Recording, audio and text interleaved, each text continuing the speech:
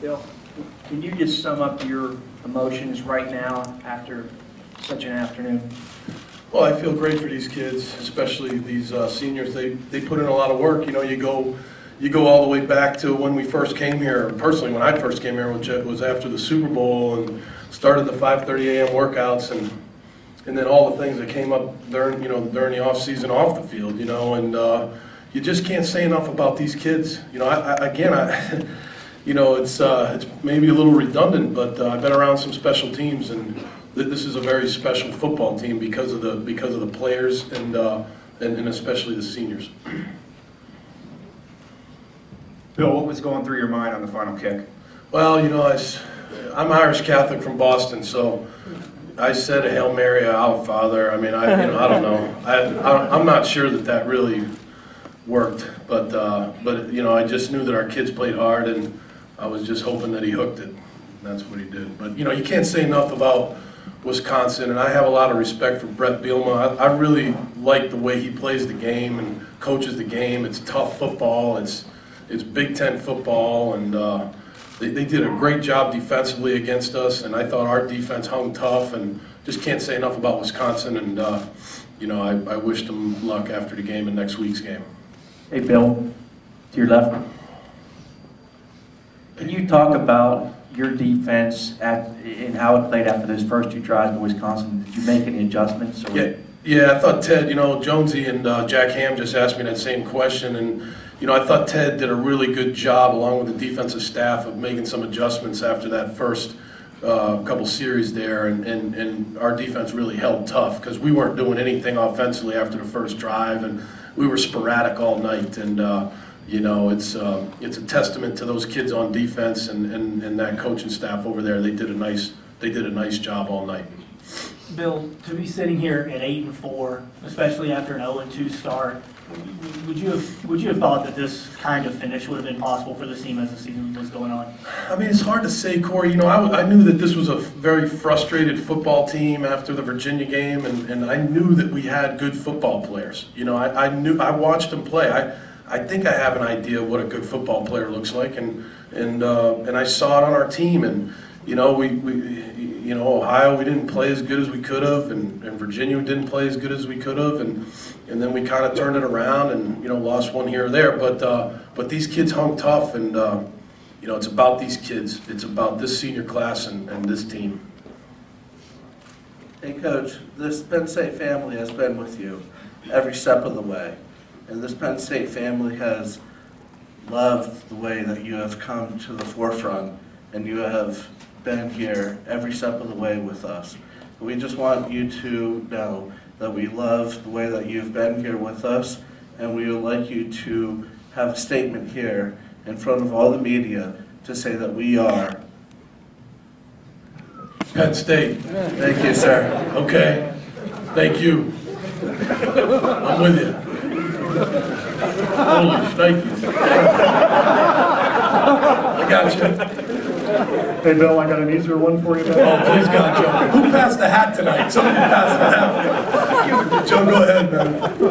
What's your thoughts about Sam Ficken drilling that last one through after all he's been through? That's, there's a kid, too, I guess there would be a bunch of examples like Sam on this football team that just really worked at it and improved all year, week to week, day to day, and can't be prouder of Sam Ficken. I mean, to think of where he came from to where we are tonight, kicking the winning kick.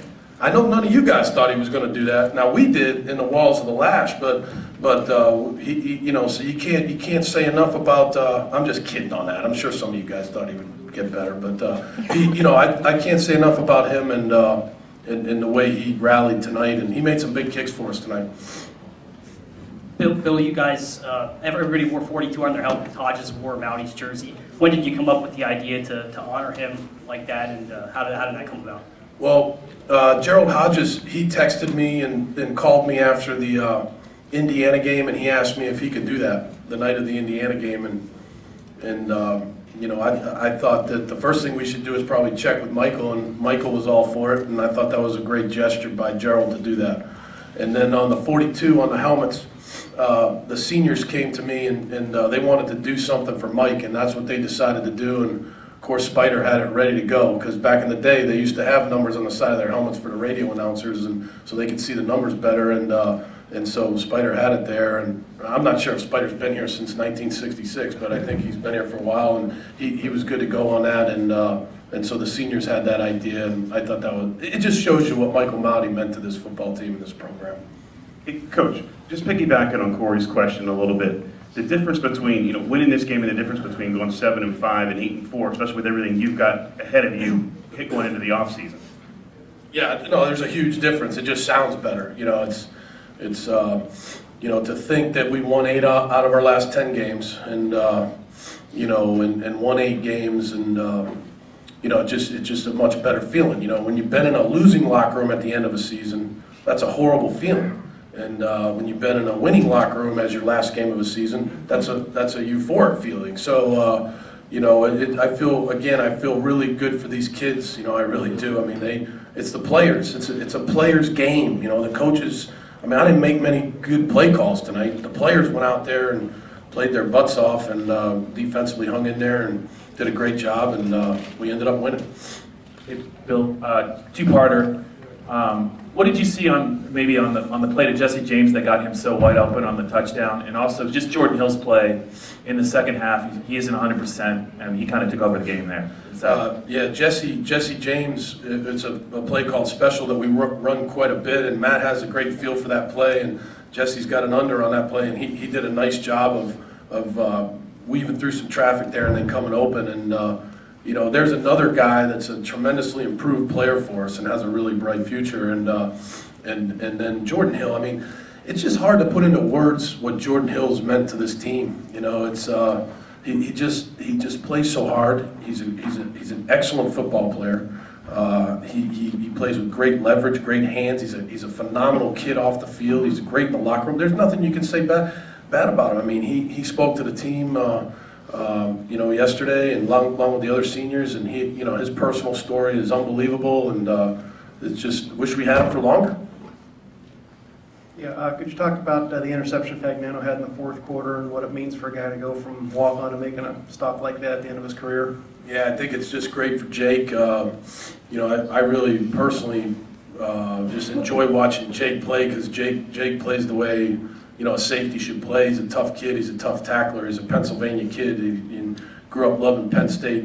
Matter of fact, he told us the other day, he'll probably get mad at me, but when he was growing up, if Penn State, which didn't happen very often, but if Penn State lost on Saturday, he was in tears in his bedroom when he was 4, 5, 6 years old. So, it just means a lot to him, and it means a lot to us to watch him play the way he did tonight and make that interception.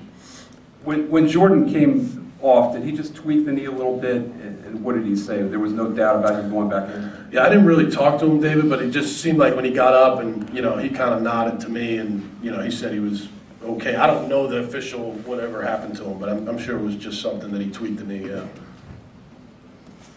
Hey, Bill, when they reversed the call on that touchdown that was originally called a touchdown for Mosby Felder, I know you were talking with a couple of 3 officials there, I think, at a time. What were they kind of saying to you, and what were your thoughts about that? You had to ask this question. I want to know what was said from upstairs to downstairs. I want to know what that conversation entails. I have a right to know, as the head football coach, what was that conversation about. So that's what I was asking. Hey, Bill, on your left, you touched on a couple different individual seniors, but I'm just wondering, in general, for this senior class to go out with an emotional win like this, what this means to that senior class. I mean, it just means a ton. It would have been terrible to come in here and not win that game after that pregame ceremony. When they put your 2012 team up there next to those great teams. I mean, those are undefeated championship teams. That means a lot. So I think there was a lot riding on this game for these players, and I'm not sure if there's many bowl games out there that are going to be played like that one. And so there's a lot there, and it's just a fantastic senior class. They came to practice every day. They communicated well with the coaching staff. I think they probably. Some of them are probably a little bit bittersweet. Maybe they wish they could play a little bit more football for Penn State. But but it's just a great bunch of guys. Bill, over here. Did you expect Zach Swinek to have such a large role in today's game and the running game, and also for him to hit 1,000 yards, considering the leaps and bounds that he's made? Did he get 1,000? How much He's did right he at that. He had 179. Did he really? Yeah. You know, Zach has really played well for us the last, obviously, 6-7 weeks of the season, and so, you know, we go with the hot back. We got a lot of good backs, you know, we do, and there's nothing wrong with any other back. It's just, hey, look, Zach's gone in there and you rushed for 180 yards against Wisconsin's defense. You're doing something good because Wisconsin has a very stout defense. I think they're very good, well coached, and so, you know, was it part of the game plan? I think as we go into a game, we have a game plan, and then we kind of see how the game's going, and we try to figure it out as it's going. And we could have done some things better tonight, but Zach certainly ran hard. Coach over here. Your third down defense, the first 2 drives Wisconsin had, they didn't even have a third down, so they weren't even put in that position. Just speak to how effective you guys were on third down defensively up until that last drive of regulation. Yeah, I think Ted, I think that was part of the adjustments he made, you know, after the first 2 drives there. I know we didn't have a third down, but I think part of it was some good blitz packages on third down that some of them came home and caused pressure on their quarterback. And Ted does a nice job of mixing things up. And I think, you know, they got some third downs, but overall I think we did a nice job on third down tonight. Bill, can you sort of outline what your approach will be now for the next couple weeks, Sure. you know, in terms of recruiting and priorities with players and stuff? Yeah, well, I'll try to have a meeting with each player on our football team. I have to work that around my recruiting schedule. So, but each player on the team will have kind of an exit interview from this year, guys that are returning next year. Just a 15-minute, you know, talk about, you know, where they are academically, what I see initially, you know, just off of all the tape that I've watched this year and what they can do to be better in the weight room and things like that. And then we're recruiting. So, and we'll be recruiting right off the bat. I think I go out Wednesday. I'm out Wednesday, Thursday, Friday. We have an official visit weekend early in December here, which will be a great weekend. And then there's a dead period during Christmas time. So we'll have some time to kind of gather our thoughts there where, you know, all the bowl games are being played and we'll be able to regroup a little bit. But we hit the ground running basically on Monday. So it's been a whirlwind year of, you know, a lot of highs and lows. Where are you emotionally at this point? I feel good. I mean, I think, you know, I've been doing this for 20 years. Only one as a head coach, Neil. You know what I mean? I understand that, but I feel good. You know, I think we accomplished a lot this year, and you know, hopefully we can go into the off season and figure out what we can do better. You know, it won't be every team is different.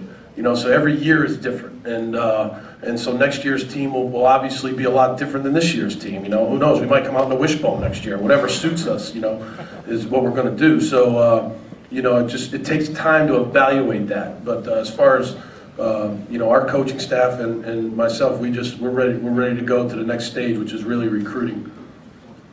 Bill, how did the idea come about for the 2012 to be put up during the pregame ceremony? And now that the season's over, can you speak to the severity of Mouty's injury? The idea about the 2012 was Dave Joyner called me and said that was something they wanted to do, and you know, I felt good about that. You know, again, I just want to make sure that people know how much respect I have for the teams that are up there.